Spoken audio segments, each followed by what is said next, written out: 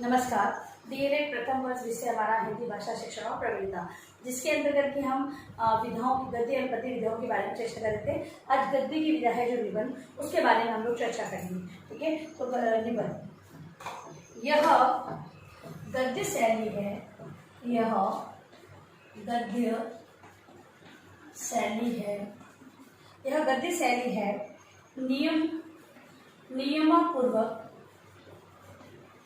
नियमपूर्वक छंद रहित भाषा निबंध रचना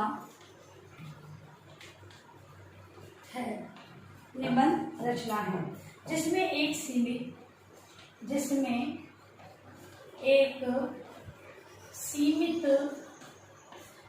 सीमित आकार के भीतर किसी विषय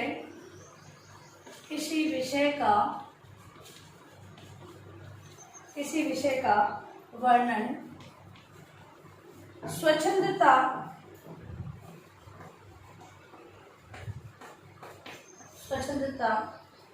सौष्ठव और संबंधता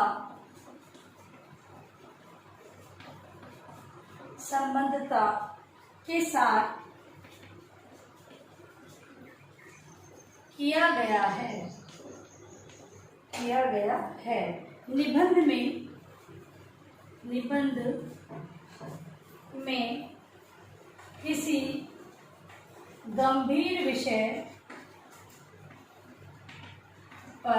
निबंध में किसी गंभीर विषय पर क्रमबद्ध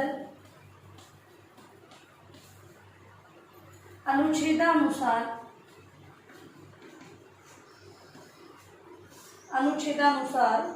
विवेचन किया जाता है। जो निबंध है वो एक गद्य रचना है जो कि नियम पूर्वक और छंद रहित रचना होती है। इसमें सीमित आकार के भीतर किसी विषय का वर्णन स्वच्छंदता, सौष्ठव और संबंधता के साथ किया जाता है। निबंध में किसी भी प्रकार के विषय पर क्रमबद्ध अनुच्छेदानुसार विवेचन, जो मतलब टुकड़ों में उसमें भी निबंध हम देखते हैं कि रूपरेखा पर आधारित इसकी रचना की जाती है, इसलिए इसे अनुच्छेद अनुसार बताया गया है। फिर है व्यंग्यात्मक भाषा ललित निबंध।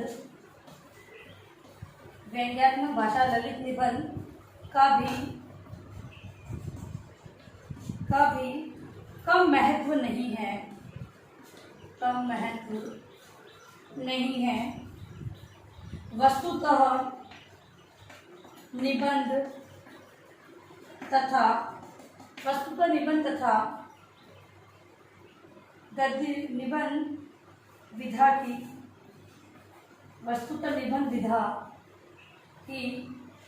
गद्य का स्वरूप है।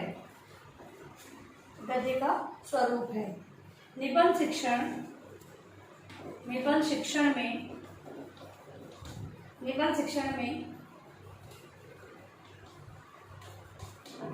के माध्यम से व्याकरण का, शब्दार्थ का, शब्द प्रयोग का शिक्षण संभव है।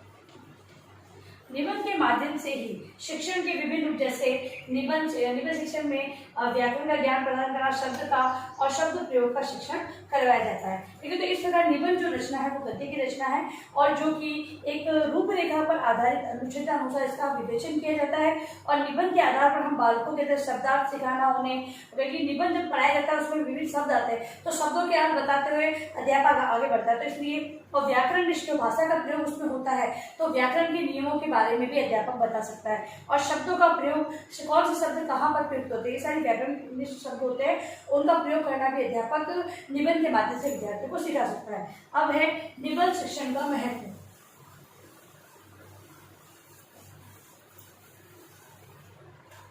निबंध शिक्षण का महत्व, निबंध शिक्षण का महत्व। तो इसमें कुछ महत्व इस प्रकार है।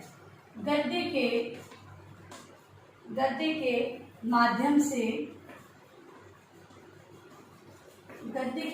से दूसरों के विचारों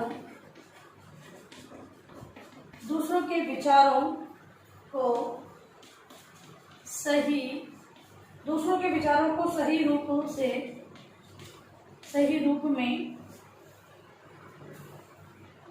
शीघ्रता से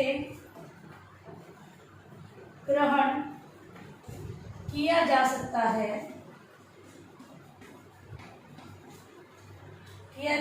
है। कम समय में अधिकाधिक ज्ञान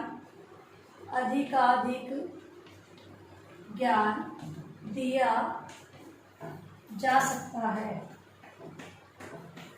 देखो, पहला मैंने ये बताया है कि गद्य के माध्यम से दूसरों के विचारों को सही रूप में शीघ्रता से ग्रहण किया जा सकता है। मतलब निबंध के माध्यम से दूसरे ने जो विचार प्रस्तुत किए उन्हें हम शीघ्रता से ज्ञात कर सकते हैं कौन की विचार क्या है, और कम समय में अधिक से अधिक ज्ञान, क्योंकि निबंध के अंतर्गत जो निबंध होती है वो रचना अधिक से अधिक ज्ञान प्रदान करने वाली रचना के अनुसार उसका महत्व माना गया है। अगला है गद्य शिक्षण।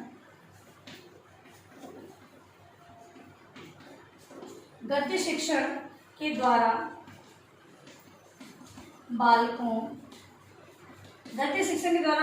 की कल्पना को जागृत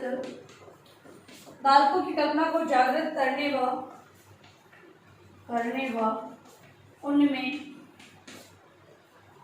सृजनात्मकता का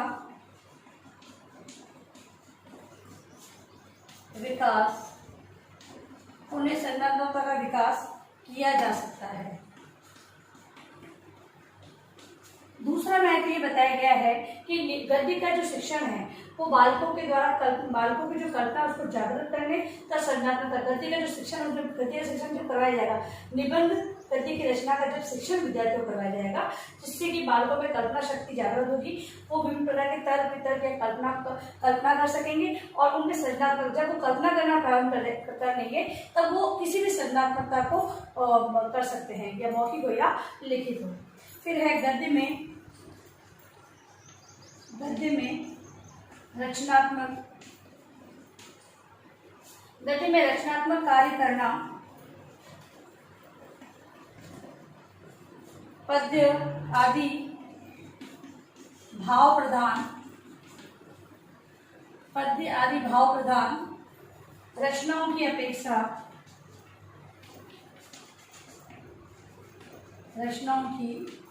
अपेक्षा सरल है। यह ज्ञान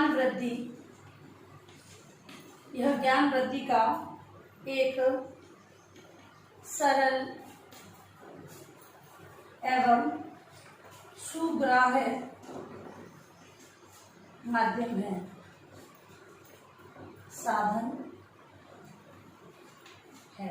ठीक है। और तीसरा जो है वो महत्व बताया गया है कि गद्य की रचनात्मक कार्य करना, गद्य में जो रचनात्मक या सृजनात्मक कार्य किया जाता है वो पद्य के मुकाबले इजी होता है, सरल होता है। एक निबंध लिखने के लिए कहा जा रहा है, कविता लिखने के लिए, तो निबंध है, बालक है, वो अपने अनुसार अच्छे तरीके से लिख सकता है, और कविता की रचना करने के लिए कहा जाएगा तो थोड़ा उसके लिए कठिन होगा।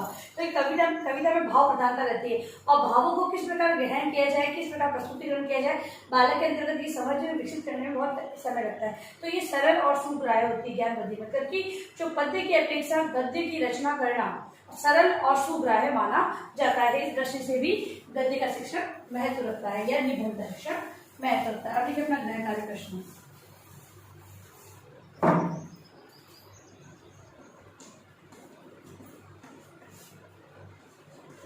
निबंध